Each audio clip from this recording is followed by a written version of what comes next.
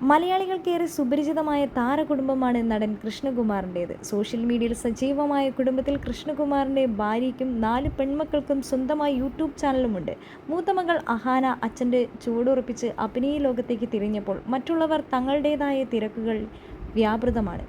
ഏതാനും ദിവസങ്ങൾക്ക് മുമ്പായിരുന്നു 4 മക്കളിൽ ഒരാളായ ദിയ കൃഷ്ണയുടെ വിവാഹം.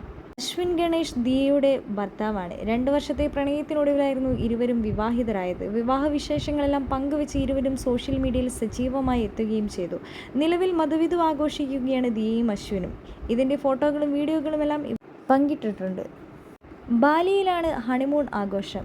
ഇവിടെ നിന്നും പങ്കുവച്ചൊരു ഫോട്ടോയാണിപ്പോൾ സോഷ്യൽ മീഡിയയിലൂടെ ശ്രദ്ധ നേടുന്നത്. സ്വിമ്മിംഗ് സൂട്ട് ധരിച്ച് അശ്വിനോടൊപ്പം നിൽക്കുന്ന ദിയയ്ക്ക് അശ്വിൻ സ്നേഹചുംബനം നൽകുന്നതാണ് ഫോട്ടോയിൽ കാണുന്നത്. ഡയമണ്ട് ബീച്ചിൽ നിന്നുള്ള ചിത്രമാണ്. ഫോട്ടോയെ സപ്പോർട്ട് ചെയ്തും വിമർശിച്ചും നിരവധി പേരാണ് കമൻറ്റുകൾ രേഖപ്പെടുത്തുന്നത്.